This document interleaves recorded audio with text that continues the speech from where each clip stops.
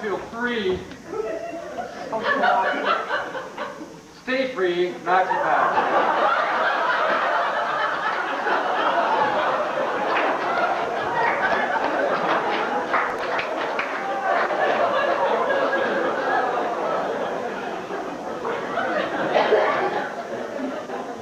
I have a hard time imagining Ed doing that.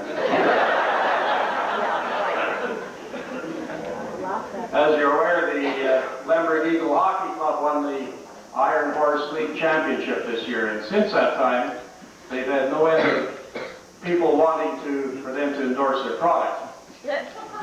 And tonight you're in for a treat. You're going to get a sneak preview of one of these commercials.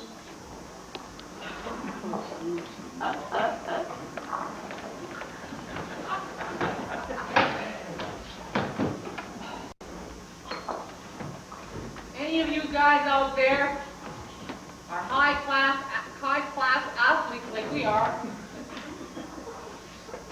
Chances are you suffer from that annoying, unpleasant itching and chafing. Well, I've got good news for you. Like these world-class athletes, many of you may have suffered from the burning itch and chafing of those restricting athletic undergarments. It can take all the fun out of winning that league final. Don't suffer any longer. There's relief.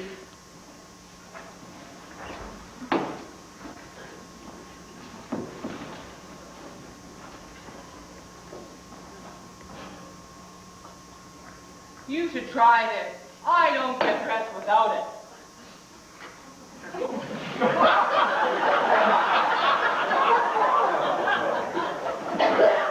Try new improved Gold Bond medicated powder.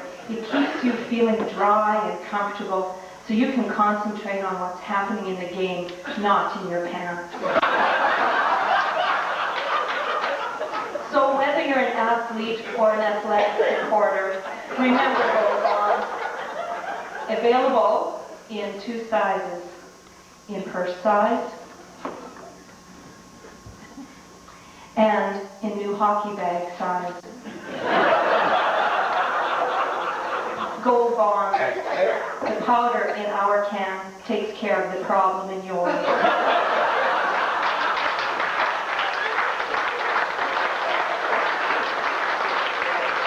Let's hear it for Cindy Nixon, Janine Mann, and Marie Piper.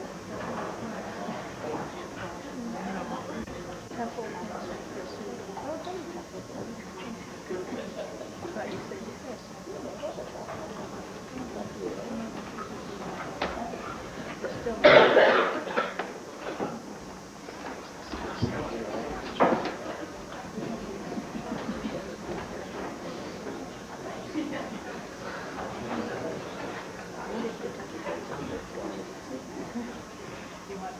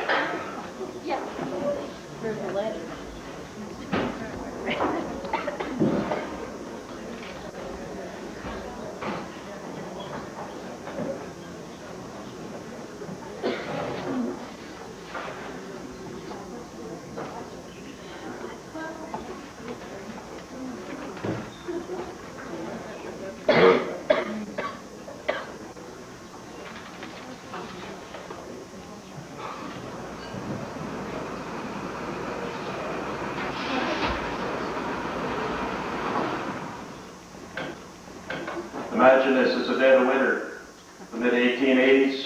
A blizzard is raging. Hammond has been shut up in his sod shack for 3 days, and he's beginning to see the effects.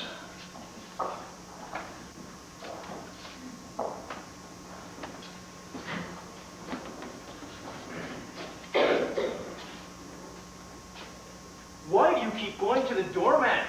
You expecting someone? You know it's still howling out. Howling for days. Howling then. Howling now. For all you know, it could howl forever. The checkerboard. Whose move is it?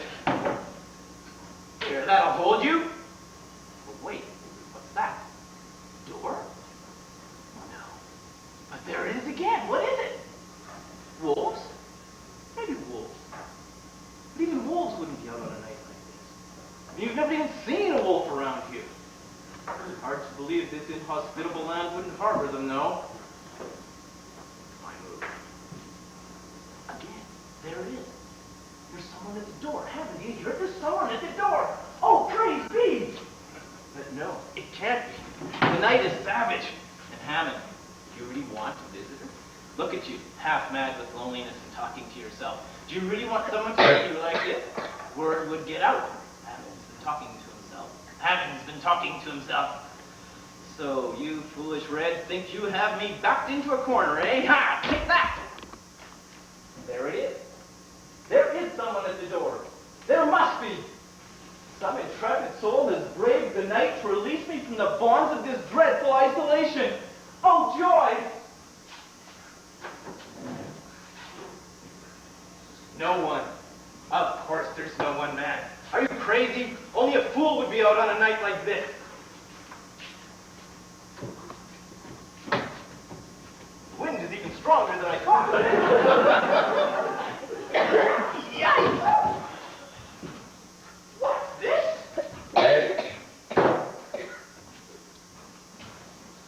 Looks like that new fellow Douglas dropped in to visit. This fellow is blue. Douglas most certainly isn't. Indeed, Hammond, no one is blue. Hence, you are mad. It's finally happened. This cursed loneliness, this devilish isolation. You've begun to imagine wind-blown blue people come crashing through your door. Shivering at you? But wait. Perhaps Douglas? Yes, he's getting more pinkish. That's more like it. Douglas, it is you. Hammond? Yes, Douglas, it's me, Hammond. I'm so glad to see you. Come, sit by the fire. Oh, thank you. It's so cold. Yeah. I'll just put a little by the fire here. Tell me, Hammond, what are you doing out on a night like this? Me, man? I haven't been out for days. The question is, what are you doing out? Well, I went out to the barn to check on the animals, and I seem to have had some trouble getting back. This isn't my house, is it? No, Douglas. Your place is about 2 miles that way. But thankfully, you've missed it in the maelstrom and found mine. Well, my house is only a few feet from the barn. How could I have missed it? I don't know. Did you have a rope? Oh, a rope. Yes, man, a rope, a string, anything. Something to guide you between the house and the barn. I know it's your first winter out here, man, but somebody Somebody must have told you about the rope. In storms like this, the rope is your lifeline. You're linked to what's real. I should run ropes all over this house. What? Never mind. Did you have a rope man running between the house and the barn? Well, I did, but when I came out of the barn, I couldn't find it. The snow must have covered it up while I was inside. Covered it up. Where did you have it tied? Tied? Yes, well, no worries. You're here now safe. That's what's important. Now, Douglas, can I get you something? I have some nice cow tongue. Been saving it for a special occasion. It's not fresh, mind you, but it's not green either. No, sirree, there'll be no green cow tongue for us. This is frozen cow tongue, cut fresh from the beast last November. What do you say, Douglas? I was supposed to tie the rope between the house and the barn. What a fool I must seem to be. Now, Douglas, the only real test of a man's foolishness out here is in how long he chooses to stay. You mean that, Hammond? Absolutely, Douglas. Take it from me. You have to be half mad to stay. Why do you ask? Well, it's because I'm thinking I'll pull out in the spring. Douglas, you're not. What you just said. My closest neighbor. But you can't really move in. Oh, why not? Why not? Why not, man? Because if you pull out in the spring, you'll get a reputation as a quitter. Come next summer, you wouldn't be able to hold your head up in this community. Besides, you've been here less than a year. You've hardly given the place a chance. Given it a chance, in 10 months, I've been rained on, hailed on, snowed on. I've been baked by the sun, dried out by the wind. And not 30 minutes ago, this place tried to freeze me colder than last year's cow tongue. But you're safe now, man. And those little bits of weather. Little bits of weather? Speaking of which, Douglas, have you ever noticed how when people out here get together, the one thing we always talk about is the weather? Of course we talk about it, Hammond. It's trying to kill us. Come, my man. You speak as though it's some kind of man-eating tiger or something. And this year's not even particularly bad. Not bad. I've never been so cold in my life. Cold? Well, this isn't cold. The winter of '82, that's cold. Colder than this? How cold was it? Well, how cold was it? I'll tell you, Douglas. I shouldn't, but I will. Winter of '82, I had a neighbor named Fred. New fella, like yourself. Nice enough chap. Built a log cabin, unsheltered, on top of a hill, but a nice enough chap. Anyway, 3rd of December, during the great cold snap of '82, the police were out on patrol. They found Fred. He was in his cabin, bent over, still stoking the fire he had in his cook stove. But Fred was frozen, stone cold dead. Frozen? But if he had a fire... Oh, there was a fire all right, Douglas. Flames, embers, everything. But it was frozen solid as Fred was. Cold just crept straight down that chimney, froze it while it burned. I don't believe it. You can believe it, Douglas. As a matter of fact, the next spring when the fire melted, we started the Great Prairie Fire of '83. You've heard of the Great Prairie Fire of '83, haven't you? Well, yes, but... You see? Well, there may have been a fire. May have been. I was there. I saw it. As a matter of fact, if it hadn't been for the great thaw that same year, filling up the sloughs and providing me refuge, I wouldn't be talking to you now. You see, Hammond, that's what I'm talking about. Fires, floods, blizzards. That's why I'm leaving. But that's no reason to leave. So you were almost frozen. I was almost consumed by fire. Almost subjected to the earthly equivalent of burning in the fires of eternal damnation. But that didn't stop me. I decided to stay. But why, Hammond? That's what I don't understand. Why do you endure it all and stay? Why do I stay? I'll tell you, Douglas. I'll tell you why I stay. I stay because I know as surely as I know anything, that if I stay, if I persevere and keep faith with myself and my beliefs, that one day I'll conquer this forbidding wilderness, that myself and others like me will tame this land, bend it to our will, and from it rest a new empire, the empire of the Canadian West. But Hammond, There's more. And future generations, when they look back at us, they'll say they were a hardy lot. It was a difficult life in difficult times, but they held on. And in the end, they made good.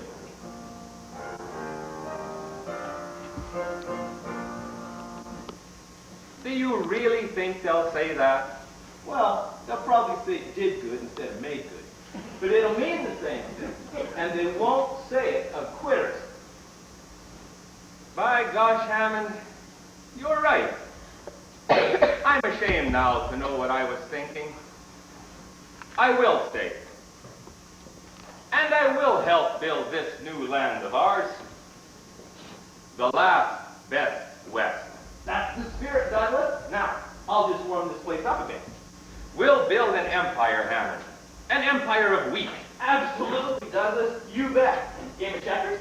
You've opened my eyes, Hammond. I can see it all now.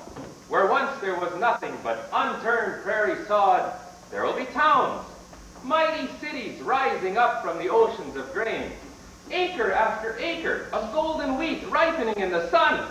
Yes, Douglas. I get the picture. But in the meantime, let's play some checkers.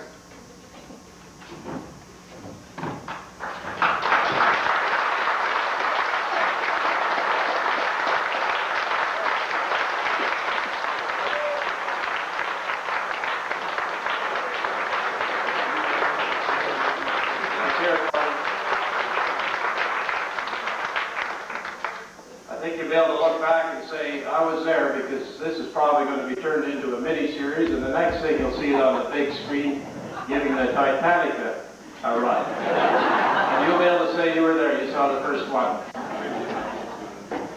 Talking about the Titanic, you know what you get when you cross the Atlantic with the Titanic? Don't know? A little over halfway. Hey, we're going to take a break for intermission.